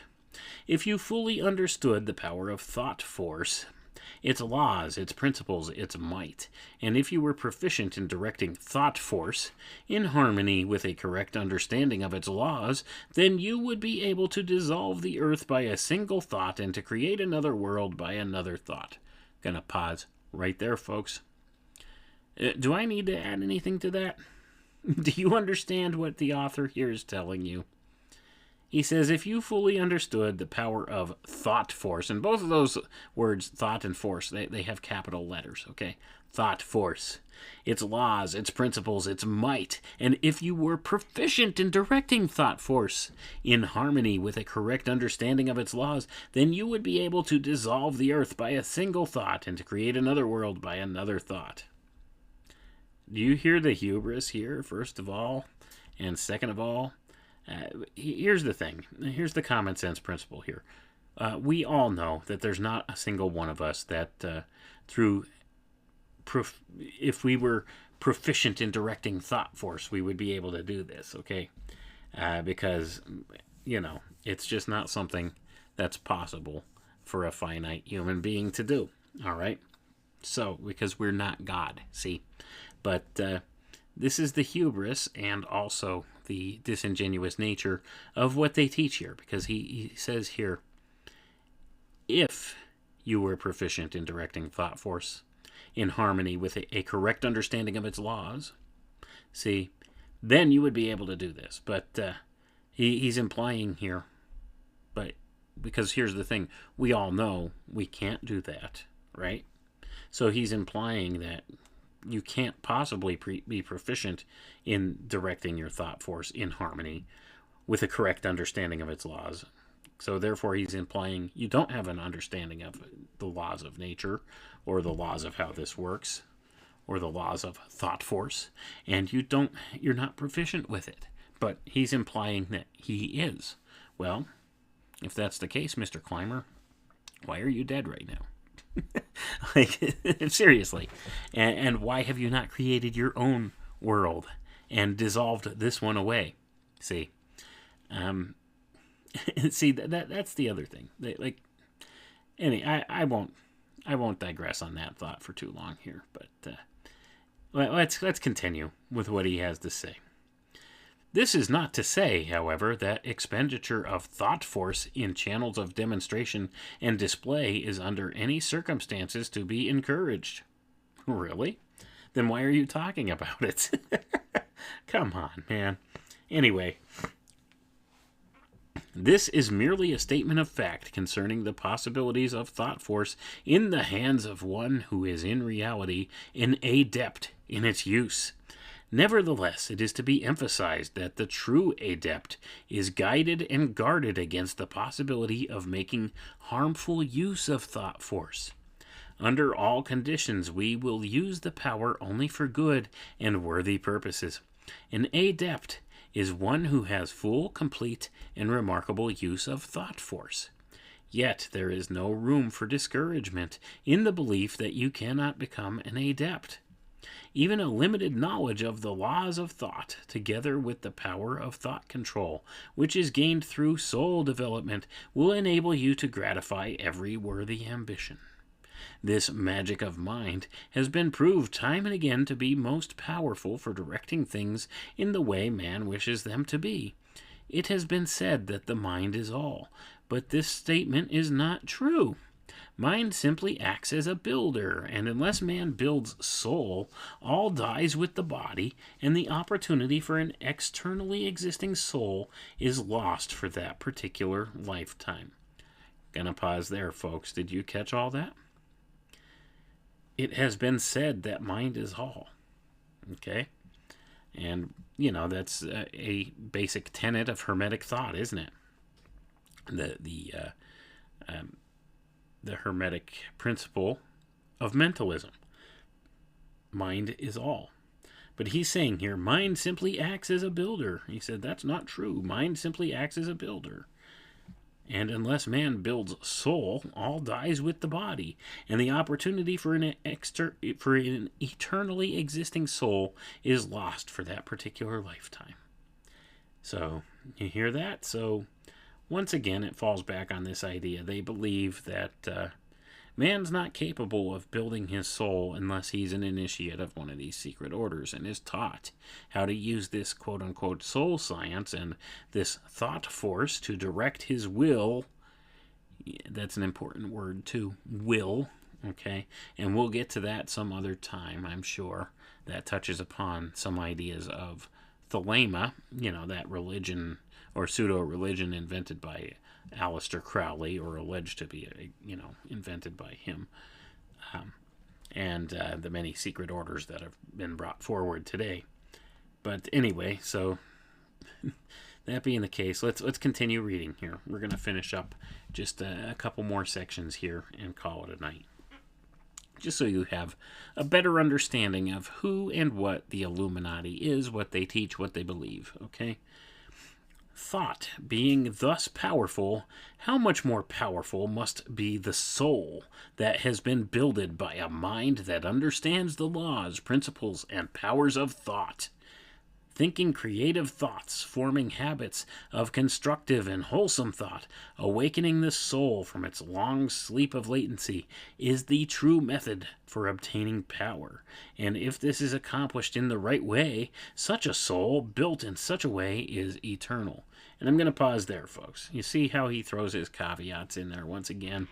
And if this is accomplished in the right way, see, such a soul, built in such a way, is eternal.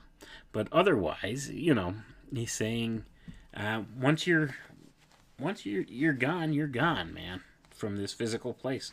That's what he's claiming, and this ties into many of these atheistic type ideas and these secular humanist type ideas. And you see, once again, this is the wellspring from which Luciferianism and many other things comes. It's all the same thought process, okay?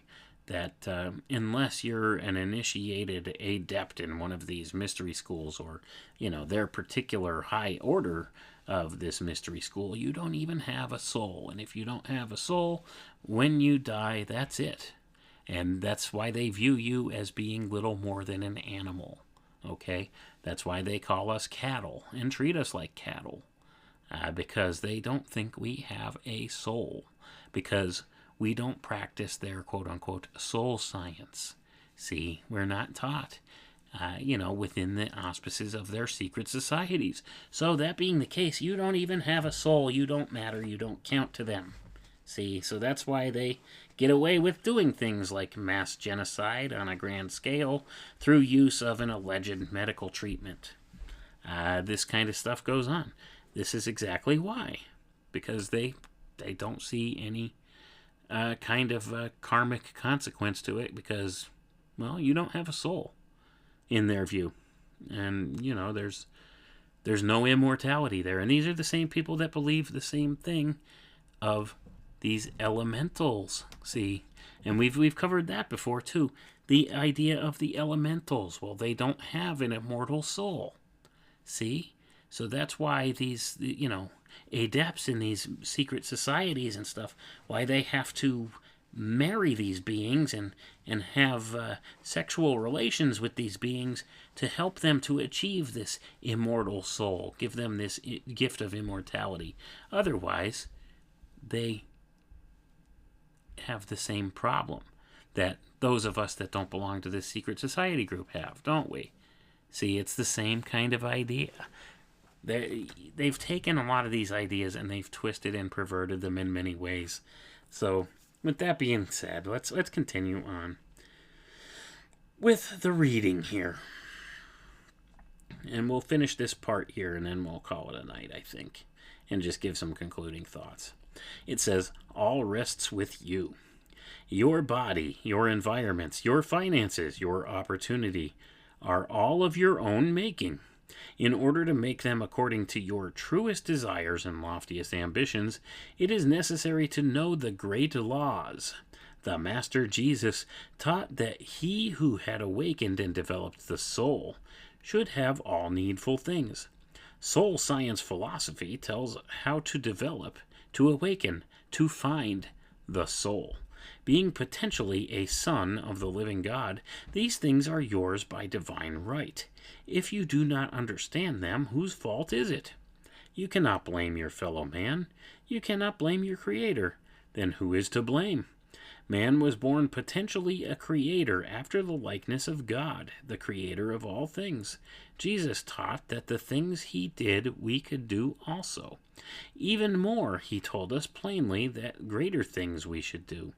You are, in degree, a creator now. Though not understanding the laws of creative thought, it may be that you are creating for yourself misery, failure, and sorrow, for perhaps you are reversing the great laws. Do you know that you have the power to make yourself what you will? It rests with you whether you become a success or a failure. Success in all things lies within the palms of your hands, if you but know the laws that control body, mind, and soul. It is the knowledge of these great laws that the soul science philosophy teaches. To follow the instructions requires very little formal or verbal faith, for when the student obeys the laws, results must become manifest.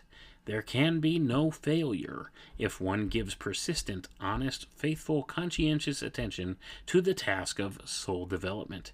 As in working at the building of a house, if the plans are correct, results are sure. Made in the image of God and endowed with godlike qualities, man contains the spark or germ of godhood within his nature. It needs but the proper development of the spark of divinity to attain health, prosperity, and happiness, for these are his birthright by divine decree. Had man alone been the one who decreed it, it might have been different. But it was God himself who made the divine decree and made man in his own image. Man's soul is a mighty magnetic force. It attracts or draws to it that which it likes, repelling that which it dislikes. That's the end of that section, folks. So you see here, he's kind of contradicting himself in a way, isn't he? Because he's saying God made this divine decree over man. Okay. Well, if that's the case, then why is the secret society the arbiter of this thing? See? It's not. And that's where part of the lie is. You see? So, made in the image of God and endowed with godlike qualities, man contains the spark or germ of godhood within his nature. That's correct, right? It needs but the proper development of this spark of divinity to attain health, prosperity, and happiness, for these are the birthright by divine decree. Yes, they are, but the problem is the secret societies try to rob us of that birthright, don't they? And that's what's been going on in the world. We've been robbed of our birthright. We're not told who we are, or, that we can have this type of certainty over ourselves, and we could achieve good things. See, they keep this stuff away from us, and they use it in a form of a manipulation, or as a means of control. Okay? So, rather than allow all mankind to have access to this knowledge, well, this is the secrets of the ages. Well, why is it secret?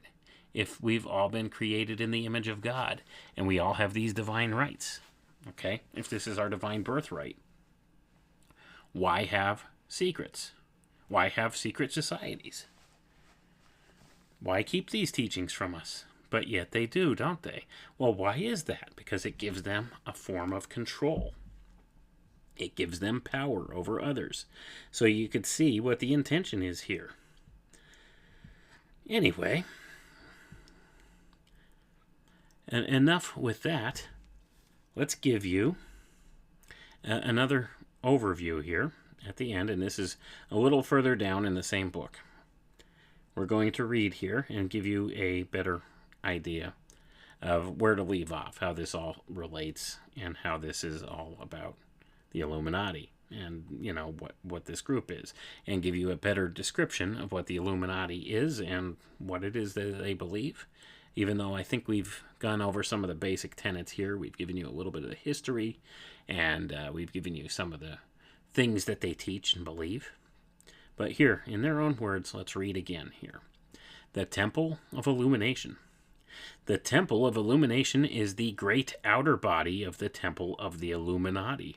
It is the outer circle, an organization of kindred souls who are interested in the truth, who want a pure and illuminated religion, but who do not desire to go deeply into any religious or philosophical training.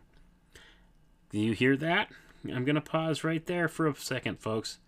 See, There's an outer body, an outer court to the temple of the Illuminati, and many of these secret society groups fall within those auspices. So this is the outer court, okay? These are the ones that don't want to deeply go into any religious or philosophical training, as they say right here. Now let's continue on. Each age demands a distinctive type of interpretation of truth adapted to the requirements of that particular period of history. Truth is ever the same. Divine laws have not changed since the beginning of time. But the world of thought advances, and each outgoing cycle requires a laying aside of its cloak, as the snake sheds its skin, that the incoming cycle may be clothed upon with a new garment better suited to its needs. The texture and the designs and the coloring of the cloak of thought are determined by the particular emphasis that a given age employs in the interpretation of truth. Gonna pause there, folks. So do you hear that? So they're telling you the truth doesn't change, but the interpretation of truth changes. It needs to change. See? Once again, they assert their dominance as a controlling party here, because they're the arbiters of truth, aren't they? Well, they don't claim to be. They claim truth is truth, man, and the truth doesn't change, but it's the interpretation. So they're the arbiters of the interpretation of truth. See? Let's continue with the reading. For the human race to be enriched by all the varied aspects that truth and its realization may assume, it is necessary for the cloak of interpretation to be doffed and donned again and again in accordance with the laws of progress. It is necessary for a new system of emphasis in the interpretation of truth to be formulated from time to time. Gonna pause there, folks. So here is what they're admitting, okay? They're saying here, for the human race to be enriched by all the varied aspects that truth and its realization may assume, it's necessary for the quote-unquote cloak of interpretation to be doffed and donned again and again in accordance with the laws of progress. It's necessary for a new system of emphasis in the interpretation of truth to be formulated from time to time. So what they're saying, folks, is we're going to control the narrative. We'll tell you what the truth is. See, from time to time, regardless of what the truth is, we need to, give you what your interpretation of the truth should be. So we're going to tell you what the truth is, they say. We'll tell you. This is the exact thing going on in the media right now. This is the same way that the media controls narratives. See, it's admitted right here. This is what they do. They only want a certain interpretation of truth to be presented, okay? Because that's what they say. So they say the truth is the truth. It never changes. Truth is immutable. But, it's interpretation of truth. Sometimes we need to change interpretation of truth to get the message across. So that's control of information, folks. That's what this is talking about right there. It's control of information. These secret society groups, the Illuminati, have taken control of information, okay? So when they're the sole arbiter of information, well, they're the ones that kind of control things, don't they? Let's continue with the reading. Maybe we could get a little bit more, meaning out of this, or gather some more value out of this. The doffing of an old interpretation and the donning of a new mark, a transition period that is attended by unsettledness of mind and by perplexity of thought. It is truly a period of stress and strain. The world of religious ideas is now in a transitional stage. To satisfy this need, the Temple of Illumination offers a new system of interpretation, an interpretation that claims to be the natural outgrowth of the cyclic stages through which the world has already passed. The law of cyclic changes indicates that the time is ripe for a restatement of religious principles, for a new presentation of fundamental laws. The unrest and the hunger of the present transitional stage of thought demands a different placing of emphasis in respect to the essentials of truth. Gonna pause there. Did you catch all that mumbo-jumbo again, folks? Well, they're saying they're going to they're going to redefine what truth is, okay? And they're going to redefine what religious principles are right. See, once again, it falls back to this idea. I understand. They put in here that the law of cyclic changes indicates the time is right for a restatement of religious principles. So see, they're going to rewrite religious ideas, philosophies, all these things to suit the new time period, or so they say, the new cycle. This is what they claim. What this really is, folks, is this is them utilizing a natural energy that is inherent within the order of things with the changing of these cycles of time. So when we're transitioning, which we are now, from the age of Pisces to the age of Aquarius, there's these energies present that could be used and manipulated by those who understand these energies, and that would be these people.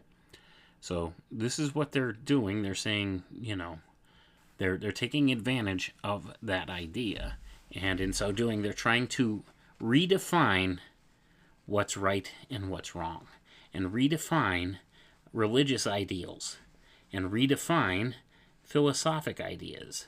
See? So they're going to redefine certain truths.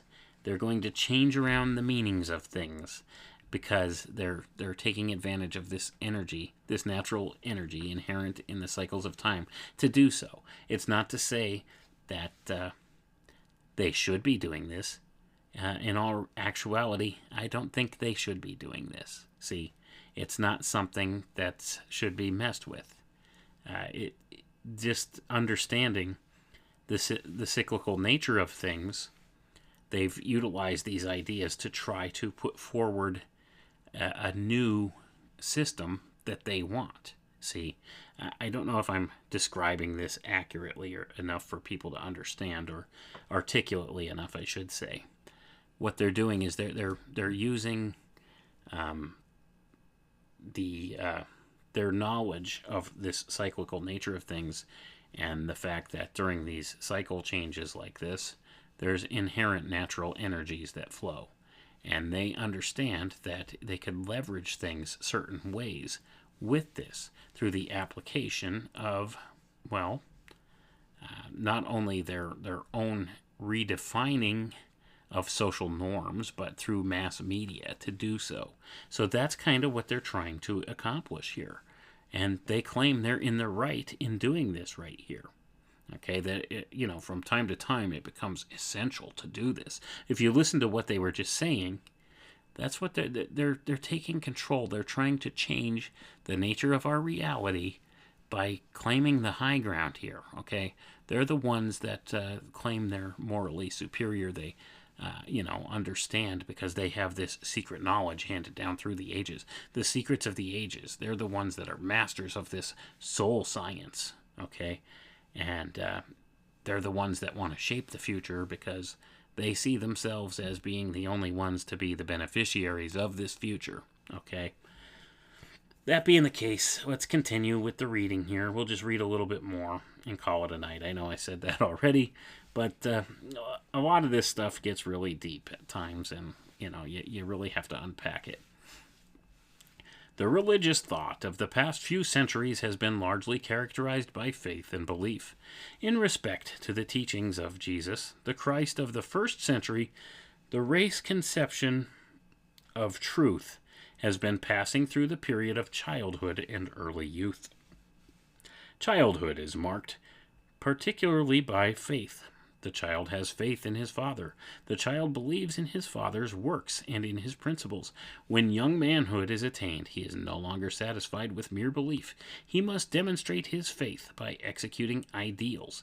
He must do such works as his father does. As a young man, he still has his faith in his father, but his faith now demands the opportunity to exercise its own powers and to accomplish its own works.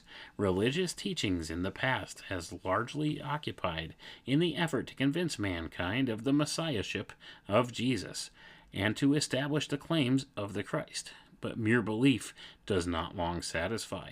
Faith without works is dead is something more than a trite saying. It is a law of growth that faith must demonstrate its powers. It must work out its principles. It must execute. It must create. The incoming age should be one that is characterized by the power of intelligent faith, one that executes ideals in harmony with a faith that understands divine law. A clear distinction should be made between blind faith and intelligence, or a seeing faith, between a faith that is passive and a faith that is active, between an inert and a living faith, between faith in a personality and faith in a principle, faith in a Jesus and faith in the Christ. Jesus is the name of a man, a personality. The Christ is the name of the illumined soul of Jesus. Jesus, as a historic character, lived his earth life and passed out of the plane of manifestation. The Christ, as a divine principle developed and individualized in Jesus, is eternal. As an illumined soul, the Christ is immortal. Faith in Jesus as a personality merely is a blind faith. Faith in the Christ as a state of consciousness that all may attain by living the teachings of Jesus and by obeying the law of love he demonstrated is an intelligent faith. To meet the need of the age in its demand for an interpretation of the laws of the spiritual kingdom is one purpose of the Church of Illumination, that it is possible for man to understand, and that it is necessary for him to understand in order that he may intelligently obey the law and live a life in harmony with it, is a settled conviction among the leaders of religious thought today. That immortality of soul is attainable is a fundamental doctrine of the Temple of Illumination. Immortality of soul, however, is not thought of as something that is thrust on all alike, regardless of their desire or their seeking. Gonna pause there, folks. That's an important idea. It says that immortality of soul is attainable is a fundamental doctrine of the Temple of Illumination.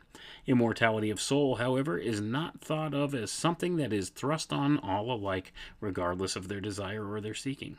It is not an inevitable factor of existence. The positive law of goodness functioning in the lives of men leads to immortality of soul, or to soul consciousness.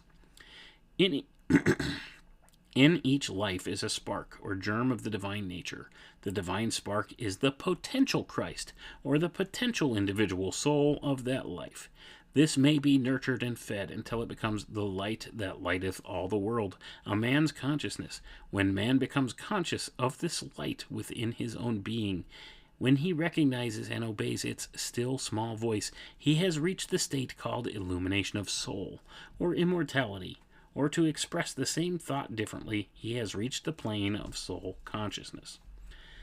So we're going to end right there, folks. So what they're teaching here is, we need to redefine religious ideals. We need to redefine social norms because we're coming upon this change of age, and because of the growing of the human soul, and the changeover of age and stuff like that, we need to redefine these truths, okay? So they're claiming that truth is immutable. Truth is always truth. But the interpretation of truth sometimes needs to be reinterpreted. Okay? So basically they talk about controlling information sources and trying to steer narratives in that way. And they try doing so through religious ideals, such as this. Now, some of the things that they talk about, it sounds rational, it sounds good, it sounds nice. And some of the things, however, you have to keep in mind that they don't intend that for the public, okay? Many of the things they talk about here are just for the members of their order. So when they're talking about the immortality of soul, they just said right there in no uncertain terms, well, that's not for everybody. So they fully intend that there's only going to be the select few of them, of these chosen family bloodlines and stuff at the top of the power structure, that will advance into this immortality of soul, okay, through the use of these different soul sciences. And they've kind of twisted and perverted these things over into different types of transhumanist notions now. So that being the case, I mean, we could see here. Let's just conclude tonight with this. We'll do some final thoughts here. What is the Illuminati? Well, the Illuminati is actually an inner circle within the inner circles of many of these different secret society groups. It's an offshoot of Rosicrucianism and the Jesuit order, which they're all interrelated, as we see back, and it ties back through ancient history all the way back to the mystery schools. And nobody's really certain where these ideas began, but they really came to their culmination in ancient Egypt, as far as the interpretation of the mythologies thereof and that kind of thing. They reached their perfection there, and they've been brought forward through many different secret society groups through the ages, culminating with Adam Weishaupt's Bavarian Order of the Illuminati in 1776, formed on May 1st, 1776. And these ideas have transversed through the other secret society groups of today, have come forward, and these are the kinds of things that they teach within the uppermost inner circles of these groups. These ideas of quote-unquote soul consciousness, this kind of thing, these soul sciences, where they talk in circles endlessly about how they could have all of these divine or semi-divine powers through the application of these quote-unquote soul sciences. But they never really teach how these soul sciences work. They just talk in circles about them. And they tell you maybe a couple useful little commonsensical ideas, like, if you faithfully work towards something and concentrate on it and, try to keep going at it, and if you're ambitious enough, you could achieve success. Okay, well, yeah, that makes sense, doesn't it? But that's not a true secret science per se that they're telling you there, but they kind of steer it as such. But anyway, that's who this Illuminati are. Now today it's become a catch-all term for all of these big power players, but when it comes down to it's a secret society group that has an inner circle within a lot of these other different secret society groups.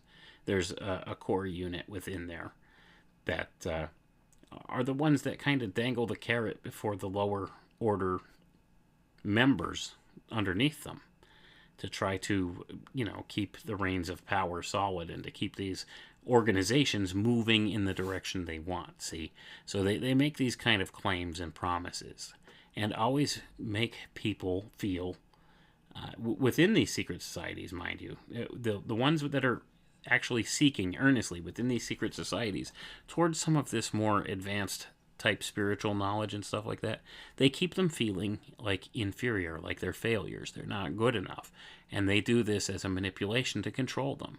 See, because it's always that, oh well, if you were just smart enough or whatever, if you just studied enough, and if you were just good enough, you might just be able to achieve this quote-unquote soul power. See, but they never could achieve it because, well, let's face it, folks, some of the things they talk about are not physically possible here in the physical realm, okay? So the way they talk about it and the way they make these promises and claims to these people within their orders keeps them striving after this with no end in sight. And it's a perfect manipulation for them to keep them moving forward, to keep them doing the things they're supposed to. They make these people take oaths, blood oaths, to keep these secrets and things like that within these societies. So it offers a perfect measure of control, doesn't it? So once you're in so deep, you're not going to talk for fear of losing your life or your livelihood, as has been borne out in many different historical accounts with Freemasons and other secret societies there. So that being the case, they just do what they're told. They go along to get along. And some of them keep striving for this ultimate type of power over their earthly life here. See? And it's a promise that can't be fulfilled within these secret society groups. Now, the whole idea of the building of the human soul, that, I think, is a fundamental truth. I think our mind, our spirit, and our body work collectively together in this place, and that's one of the reasons why we're here, to build this idea of an immortal soul, to build ourselves into that kind of an immortal manifestation, okay? I do think there's something fundamentally true to that idea, but I don't think that the secret societies, what they're offering, what they have on offer for it, is necessarily the way to do that. I think we all inherently do that here of our own accord, in our own way, in our own individual journey, each of us. So that being the case, I mean, I don't think there's any truth to the claim that you have to be one of them in order to even achieve this immortal soul, to build this immortal soul. Okay? So they've taken a thing of beauty, this concept of this is how you can build your soul towards your experiences, your life experiences. You build your soul through the renewing of your mind and that kind of thing. So they take these truths and they manipulate and twist them and use them as a means of control over others. And that's what's been done. And that's what the Illuminati has done. And we could argue all day long. Are there people within these secret society groups who think they're doing good? Yeah, I would say there's probably very many of them. But then at the other side of the coin, what does it always lead to? Why does it always end up going towards bad? Well, there's got to be some intention behind that, doesn't there? And that's kind of where we're at today. I mean, if you look at the shape the world's in, if these secret societies were truly out there doing the good works that they claim to be, and they're the ones that are running the show, and they always put out there those little tells out there. They put their calling cards on everything, that this is their work and they're doing. If they were really working towards good, would they be doing it through doing evil things like we see going on today? I don't think we would. So I think, once again, I always say intention's everything. So to know the intention, look at the works. We could know a tree by its fruits, okay? The Bible tells us we could know a tree by its fruits. So what are the fruits of the Illuminati? What are the fruits of the people in positions of power today? Well, we see the fruits, don't we, folks? It's a cult of death. It's a death cult. And that's essentially what the Illuminati truly is. Even though they disguise themselves as beings of light. And doesn't the Bible say the devil will disguise himself as an angel of light? Same kind of an idea. Same concept. Anyway, that's enough of my rambling for tonight, folks.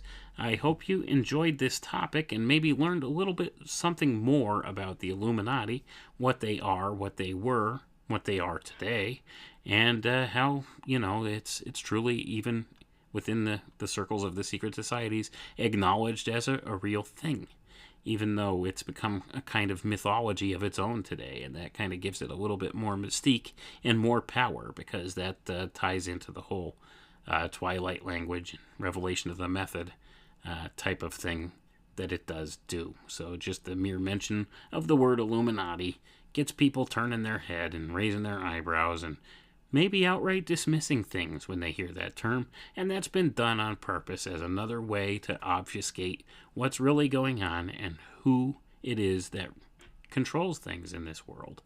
And many people who belong to this core group of Illuminati, secret society, inner circles, and stuff like that, they reside in places of power within this world, and they would prefer you not know that they belong to different secret society groups, and they're always disguised under other names, and the means that they use to communicate are often hidden or encoded or, deeply embedded with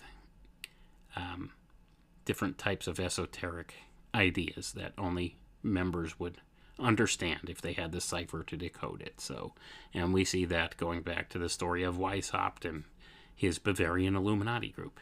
So this is the modern inception of what's going on today, and it corresponds with the founding of the United States of America in 1776 and the writing of the Declaration of Independence.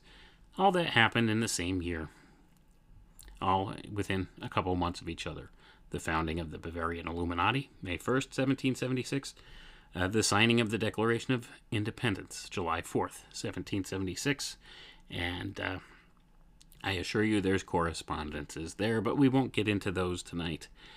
But anyway, that's my breakdown here tonight of the Illuminati. And once again, hope you enjoyed it, and I'll catch you folks next time. Have a good night. Come with me.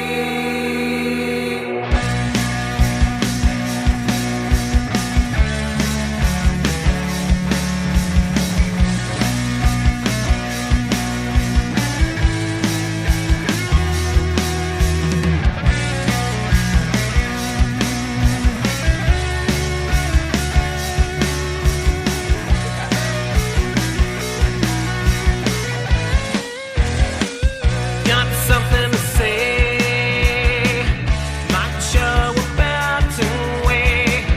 Think something new, deep inside of you.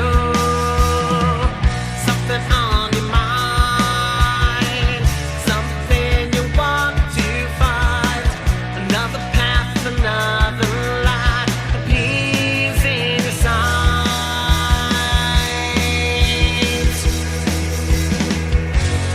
Come with me out to sea, raise the sail and sail away so free. Come with me, we'll plan to sail.